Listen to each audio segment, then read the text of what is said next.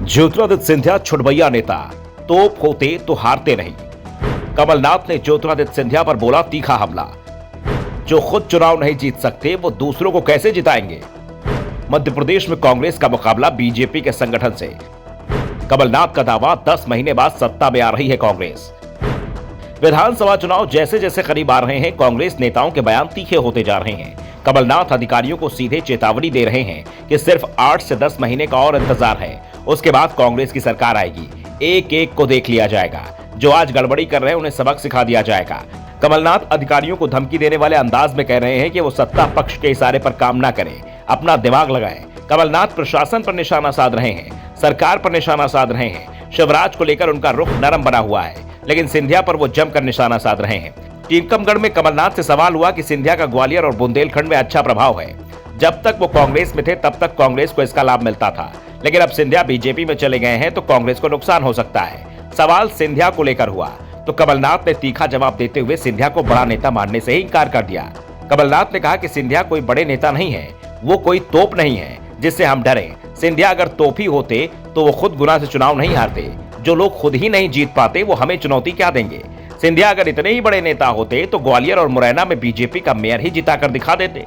दोनों ही जगह लंबे समय बाद कांग्रेस का मेयर चुना गया है। मुरैना में तो पहली बार ही मेयर कांग्रेस की बन पाई है। जब तक ज्योतिरादित्य सिंधिया कांग्रेस में रहे, हम लोग कभी भी ग्वालियर और मुरैना में अपना मेयर नहीं बनवा पाए, लेकिन वो चले गए तो जो नेता काम नहीं कर पा रहे थे अब वो मेहनत से काम कर पा रहे हैं और परिणाम भी दे रहे हैं। कमलनाथ ने कहा कि अब हमें सिंधिया की जरूरत नहीं है, वो कांग्रेस में आना भी चाहें तो उनके लिए दरवाजे बंद हैं। कमलनाथ ने चुनाव में सिंधिया से मुकाबले की संभावना से साफ इंकार कर दिया। कमलनाथ ने कहा कि कांग्रेस का मुकाबला बीजेपी के संगठन से है। उन्होंने ये स्वीकार किया कि बीजेपी का संगठन मध्य प्रदेश में मजबूत है, कांग्रेस भी मध्य प्रदेश में मजबूत ताकत है। हम पार्टी संगठन को और मजबूत कर रहे हैं। विधानसभा चुनाव में कांग्रेस संगठन की लड़ाई बीजेपी के संगठन से होगी। कमलनाथ से सवाल किया गया कि 2020 में उन्होंने अपनी सरकार बचाने का प्रयास क्यों नहीं किया। सिंधिया जब 22 विधायकों को लेकर बगावत कर गए तो सिंधिया से बातचीत करने की कोशिश क्यों नहीं की। इसके जवाब में कमलनाथ ने कहा कि हम सौदे के बल पर सरकार नहीं चलाना चाहते थे, हम जनता के हित में सरकार चलाना चाहते थे और कांग्रेस इस साल के अंत में होने वाले विधानसभा चुनाव को जीतकर फिर सत्ता में वापसी करेगी। दरअसल 2018 के विधानसभा चुनाव के समय कमलनाथ मध्य प्रदेश कांग्रेस के अध्यक्ष थे, जबकि सिंधिया को स्टार प्रचारक बनाते हुए प्रचार समिति का अध्यक्ष बनाया गया था। कमलनाथ और शिवपाल ने एक साथ चुनाव प्रचार किया था और दोनों की मेहनत के दम पर कांग्रेस ने मामूली अंतर से बीजेपी को हरा दिया था। लेकिन कमलनाथ अपनी सरकार 15 महीने ही चला पाए थे। बाद में सिंधिया की बगावत के चलते सरकार गिर गई थी।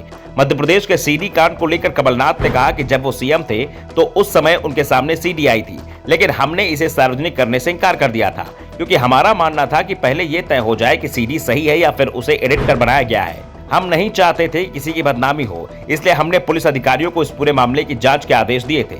लेकिन जांच से पहले ही मध्य प्रदेश में बीजेपी ने धन बल से कांग्रेस की सरकार को गिरा दिया। इसके बाद जांच का काम कैसे आगे बढ़ा ये बीजेपी के लोग ही बता सकते हैं। ब्यूरो रिपोर्ट, द नव दर्पण न्यूज।